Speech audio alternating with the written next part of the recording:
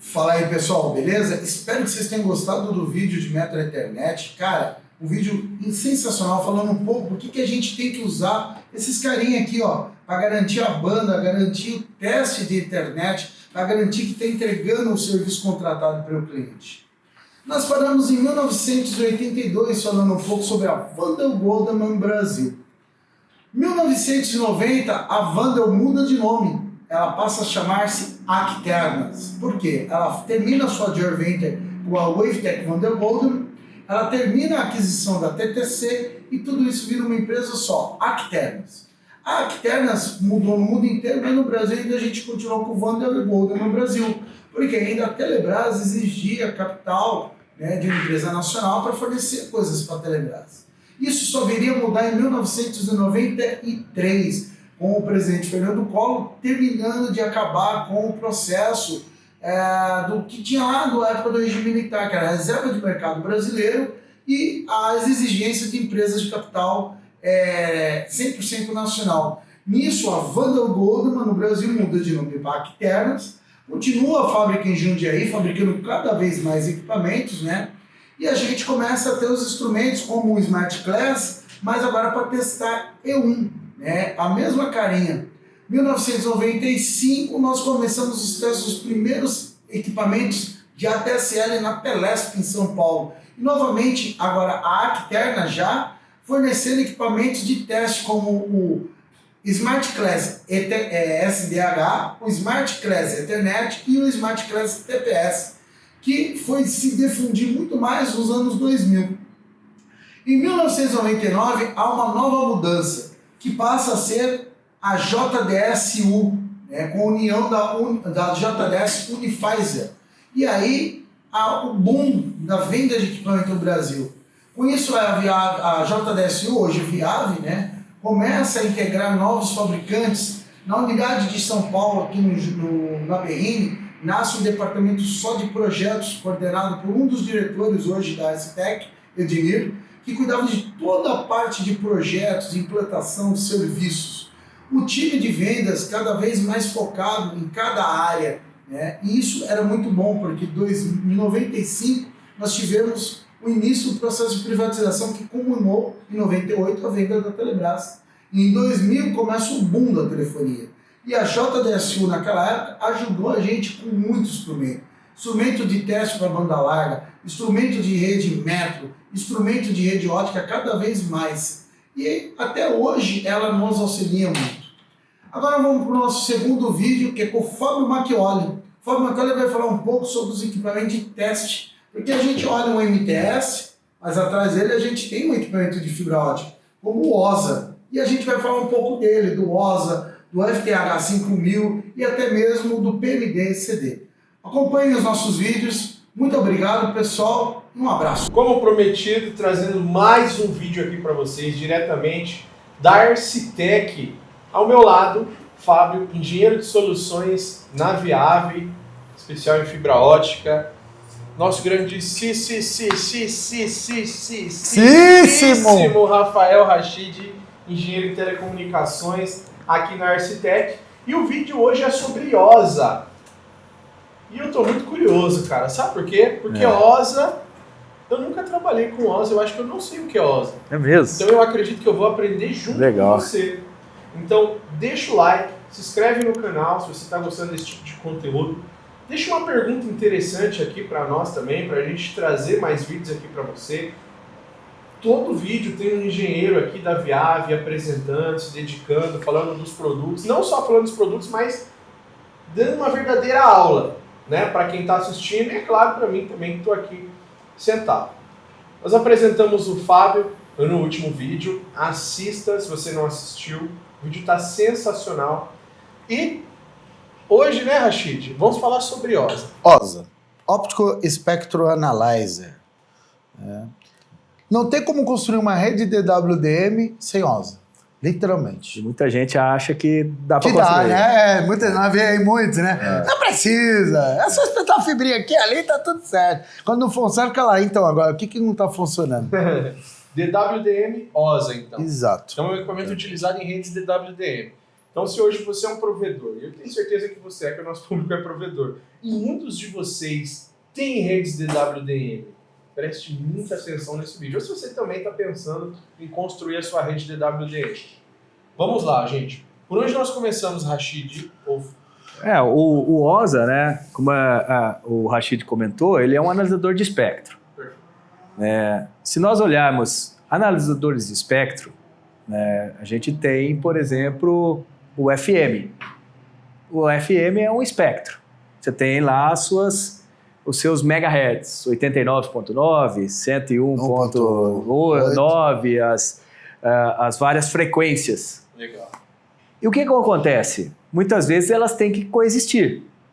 A 89 ela não pode interferir na 90.1, que é a frequência mais próxima que está ali. E aí o que geralmente o pessoal vê? Utiliza um analisador de espectro para fazer esse tipo de análise. Verificar se, por exemplo, a 89, a Rádio Rock, não está batendo na CBN 90.5. Não seria 90.5, mas 90.1. Então, o que a gente usa? Utiliza um analisador de espectro óptico, analisador de espectro, de RF, para exatamente verificar as portadoras, as frequências, se uma está alinhada nessa frequência na 89, se a outra está alinhada na 90.1 e, assim, uma não interferir na outra. Quando a gente fala de DWDM, a gente fala de espectro, mas óptico. A gente fala de frequências, assim como nas rádios. Então, a mesma frequência que a gente usa nas rádios são, de certa forma, são frequências que a gente usa no DWDM. Só que, obviamente, são frequências muito maiores. Isso. Ou seja, nós estamos falando na ordem de terahertz, ao invés de falar em megahertz. Então, esse mesmo conceito que a gente tem do rádio, a gente acaba aplicando no WDM. Porque a gente também tem as suas 89, as suas 90.1, e eu tenho que uma frequência não poder invadir a outra. Por quê? No rádio, assim como no rádio, o que vai acontecer? Vai acontecer uma interferência. No WDM vai acontecer o quê? Taxa de erro de bit. Vai gerar... eventos fantasma, vai matar canal muitas vezes. Por exemplo, um canal de 100 GB no canal 21. Se ele não respeitar o grid certinho e separar aqui seu 22, ter lá espaçamento de 5 MHz, de 5 THz entre eles, e um pode ficar down, o outro up. Você vai ter N problemas do mesmo jeito. Então, o conceito do OSA é exatamente isso. E que muitas vezes o pessoal acredita cegamente no fabricante. Eu vou colocar no canal 21, ele vai ficar no canal 21. Não. Eu vou configurar no canal tal, ele vai ficar lá bonitinho no canal 23, né? Não, mesmo porque ele existe o eixo, né? O eixo central dele, mas muitas vezes ele vai para um lado ou vai para o outro. Um nanômetro para um lado, um nanômetro para o outro.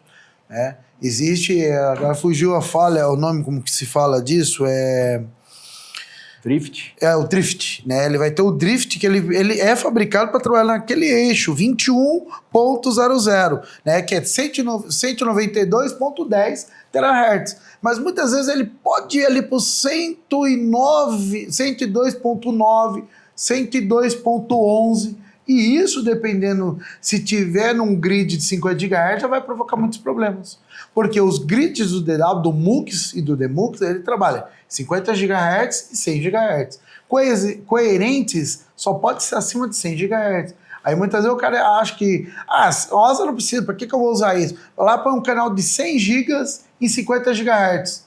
Cara, vira uma bagunça tão grande junto com canais de 10 GB, que ele não faz ideia, ele não sabe porque está taxando o erro, porque os 100 GB dele só está chegando lá a 60 GB, por que está tendo quedas, né, flapando, N coisa. Aí ele vai ver, quando ele passa o OSA, tá lá, o canal de 10 interferindo no canal de 100, o de 100 interferindo na sombra do outro de 10. Você olha, ao invés de ele estar fazendo a montanha, o espacinho, tá a montanha. E outras, potências, né? O OSA a gente usa especialmente para olhar potência também, para equalizar, porque o canal ele não pode ter um canal mais potente e um canal com menos potência. Isso também é problema. Uma dúvida, o OSA ele faz essa correção ou a correção a gente faz... Ele simplesmente vai fazer a análise. Ele faz análise. E aí toma o humano, né? Ou seja, vocês, o equipamento, você ter que se corrigir, ou comandos. Mudar a canalização, atenuar ou desatenuar, dependendo. Eu tô com o canal 21, tá dando mais potência nele, o canal 22 tá com menos. Mas o canal 21 não tem atenuador, o canal 22 tem, eu tenho que ir lá para um atenuadorzinho. Aí você vai ver, o OSA literalmente ele vai analisar, igual analisador de espectro de RF, igual o Fabião usou um bom exemplo, né? Por exemplo, Guilherme, que você viu os equipamentos de aviônica, ele tem um analisador de espectro RF. Quando ele é chamado, por exemplo, pelo DCEA para ajudar em algum problema, ele vai lá e vai analisar e fala, aqui tem um canal interferindo na sua frequência. A ação agora é do humano procurar quem é a interferência. No OSA é a mesma coisa. O OSA ele vai falar assim, Rashid, esses canais estão bagunçados, tá fora dos grids de padrão. Quem vai ter que tomar ação para resolver somos a gente. Como? Reconfigurando, diminuindo a potência, aumentando a atenuação, diminuindo a atenuação. Ou até mesmo fazendo uma fusão atenuada, dependendo do caso, como já tinha em DWs antigos, você não podia pôr atenuador, por causa dos efeitos não lineares. E aí esse vem o papel do OSA, né? Alinhamento de canal, né? Verificar a potência do canal, a equalização. Então tudo isso faz com que tenha a importância do OSA, de você ter esses parâmetros bem sincronizados, bem ajustados. E existe um outro fator que também o OSA te dá, que é o fator chamado OSNR, que nada mais é que a relação entre o que é sinal e o que é ruído. Então, essa relação sinal-ruído, ela muitas vezes ela é muito importante, por quê?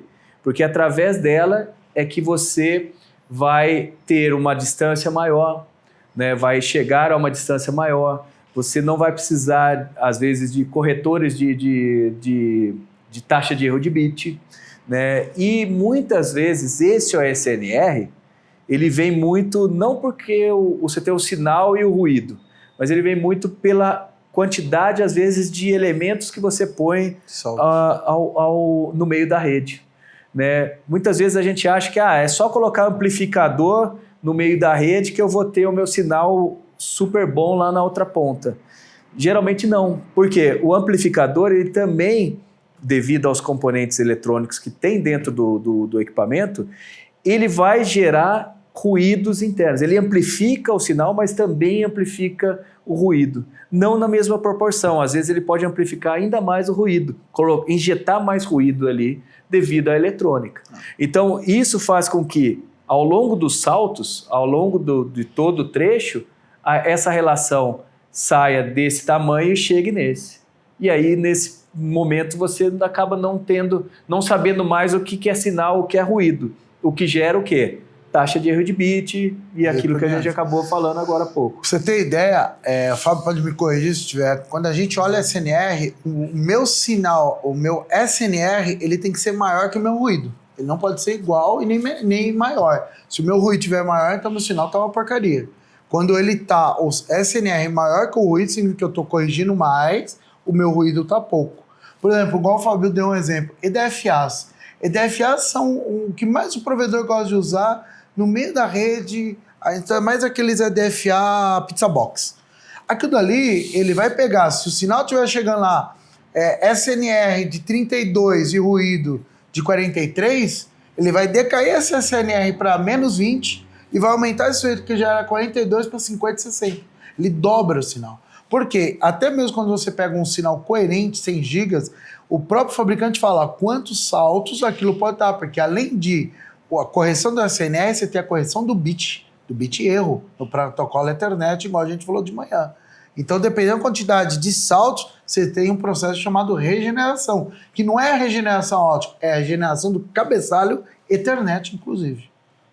O que é esse outro equipamento, Rashid? Esse aqui é o que eu não vou falar por último. Esse é o cara que vai caracterizar literalmente a rede ótica para classificar se ela pode receber um DWDM ou não.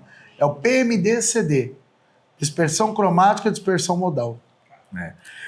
Mas um ponto também, ainda falando um pouco do OSA, é assim, muitas vezes, né, o pessoal questiona muito a aplicação, né? Ou seja, como muitas vezes a gente...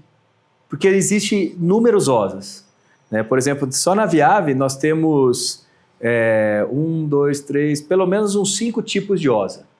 Pelo menos, no mínimo. É isso aí. Porque o que a gente tem? A gente tem um OSA para uma aplicação ponto a ponto, sem roda EM, sem rede só ADM.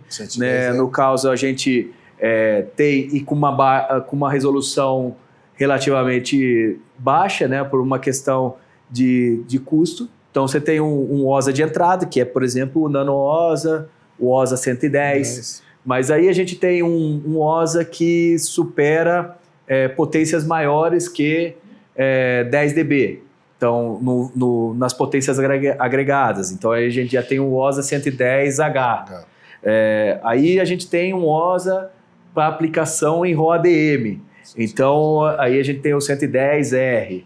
Né? Aí nós temos OSAs que têm uma precisão, um grau de precisão maior, uma resolução maior. Aí a gente vai para o OSA 110H, o 610 e o 500RS. Então, o que eu quero dizer com isso? Que muitas vezes, às vezes você tem que comparar, primeiramente saber a sua aplicação que você vai ter, e segundo, às vezes, você saber comparar o que você está comprando. Né? Às vezes você fala assim, eu estou comprando OSA, o Arcitec oferece um OSA. Né? Aí tem um outro OSA que está mais em conta que esse OSA, mas será que é a mesma aplicação? Então, por isso que é importante, muitas vezes, né, ter a consulta técnica. Né? Isso principalmente no OSA, por uma questão exatamente de aplicabilidade. Né? Às vezes você não pode ir no OSA mais em conta, porque às vezes da sua aplicação, o OSA mais em conta ele não vai te dar a resposta. Às vezes vai ser pior. A gente tem casos de medições, principalmente em 100 GB, como o Rachid comentou, que você tem uma faixa pré-estabelecida. E o 100 GB, ele acaba usando um pouco mais do que o padrão. E esse um pouco mais pode gerar interferências no canal adjacente que a gente chama. E aí, gerando essa interferência ou essa adjacência, às vezes o sinal ruído está ótimo e, na verdade, o cara está fazendo a medição errada. Então, é muito importante, né, não somente saber o tipo de OSA que vai utilizar, saber a medida e como realizar a medida, né, e a gente está para isso. Né, a Viave está para exatamente ajudar e auxiliar, não só juntamente com a Arcitec, não só na configuração, mas também na capacitação, no treinamento, né, e todas as informações que a gente puder passar para o cliente final. Como você falou, ainda tem mais um, né? Nós esquecemos dos OCC, né? Sim. Optical Channel Check, né? Que são OSAs, mas que só te fala canal. Por exemplo, que é para uma equipe de instalação, por exemplo, que o cara só quer bater ali, ver se o canal está configurado, como está a perca, a potência. Ainda você tem os OCC 56, né? Que é os Optical Channel Check, né? Isso. E um cara desse, o provedor geralmente compra até junto com outro colega, né? Porque quando muitas vezes eles vão montar uma rede DW, eles montam em parceria, né? Cara, vamos transportar essa banda aqui junto, chega lá, cada um pega a sua. Exato. E a gente é feliz. A gente teve casos que às vezes o pessoal compra que é exatamente o que o Rachid comentou. Às vezes o cara está numa instalação nova, né, de DWDM. Então, geralmente, os fabricantes de DWDM, os distribuidores, geralmente recomendam o OSA, né, para o cara de operação, para ter, exatamente, para alinhar canal, verificar se está tudo ok, né, realizar esse tipo de teste. Às vezes, nós sabemos da limitação, às vezes, de orçamento, tudo dessas empresas, né? Então, a gente faz um combo, né? Eu jogo um 110, um OSA um pouco mais com melhor qualidade, melhor resolução para o cara de operação, para o cara de campo um OSA mais custo-benefício para ele rodar. Então, assim, existe N formas de vendas, N formas de entrega de produtos. Né? Basicamente é entrar em consultoria conosco. Isso aí. Vamos fazer o teste? Vocês falaram que tem um Sim. teste? Tem o teste rodando aqui, né? Vou deixar o Fabião, vou pôr de lado aqui, ó. Não, você pode comandar isso. Por favor, é o cara, você é o cara mais que eu. Se eu sei ler OSA, se eu sei testar a internet, é você, Fabião, que me ensinou. Então, como a gente comentou anteriormente, né, esse aqui é um OSA, ele é um analisador de espectro, que nós estamos trabalhando aqui, basicamente é um OSA 110, um nano OSA, né, que nós temos aqui a possibilidade de usar ele nas plataformas do 5800, no MTS 4000 ou no MTS 2000. Então ele é a melhor custo-benefício que nós temos de OSA, né, onde nós temos a portinha APC aqui que faz com que nós possamos extrair os canais, né, e basicamente você tem tudo em um aqui, que aí você tem um gerador de tráfego, né, em 100 GB, né, ou pode ser também no ANA 800, que daí seria a possibilidade de ter até 400 GB no lado cliente. E aí a gente pode trabalhar no lado linha, que a gente chama, né, que é o lado onde nós vamos pegar o lado DWDM, exatamente o OSA. Então a gente tem um exemplo de um espectro, né, do OSA, onde nós podemos ver, né, onde nós temos a configuração básica dele, que é você configurar os grids, né, o tamanho do grid, os cursores, onde ele vai se apontar. E o Rashid deixou aqui para a gente um canalzinho, né? Então, se nós olharmos aqui, eu tenho praticamente 3 canais, né? Onde nesses canais eu consigo mostrar alguns parâmetros, como, por exemplo, o espaçamento dos canais. Então, eu consigo verificar, na verdade, a posição central do canal, e eu consigo ver o espaçamento entre canais, por exemplo. Então, eu consigo colocar os cursores A e B em alguns pontos aqui desses canais e verificar, por exemplo, se eles estão alinhados, né? Consigo também verificar o nível de potência que ele tem. Então, ele também, qual é a frequência ou o canal que ele se encontra. E, por fim, né, além do espaçamento, o chamado OSNR, que nós explicamos na live, né, a relação sinal-ruído. Então, a gente tem aplicações, até mesmo nesse tipo de OSA, de você poder coletar informações ou coletar canais de 400 GB, você consegue coletar canais de 100 GB, e tanto o Nano OSA quanto os outros OSAs nossos, nós temos uma funcionalidade que é chamado de On-Off OSNR, onde você consegue verificar o OSNR de cada canal, sendo ele 100 GB, onde geralmente os 100 GB eles ultrapassa a faixa padrão de 50 GHz. Então isso a gente tem uma funcionalidade nas quais a gente tem alguns vídeos explicativos disso e que nós podemos aí também tirar a dúvida de vocês em outra live. E agradecer você que assistiu esse vídeo, cara, até aqui. Obrigado. Espero que você tenha gostado muito do conteúdo. Todos os equipamentos que nós estamos mostrando da Viave aqui no nosso canal, vocês encontram na Arcitec. Temos um QR Code na tela, link aqui também na descrição do vídeo. Se você se interessa por esse ou por outros produtos, vocês encontram aqui, cara, na Arcitec. Bem fácil. Engraçado, eu falo isso, Rashid, porque esse dia a gente gravou um vídeo e um comentário foi: onde eu compro o LP88? O cara assistiu o vídeo inteiro gravado aqui na Arcitec e perguntou. Eu falei, na Arcitec, amigo. Então, qualquer equipamento de medição vocês encontram aqui na Arcitec. QR Code na tela, link na descrição do vídeo. Pessoal, muito obrigado. Valeu.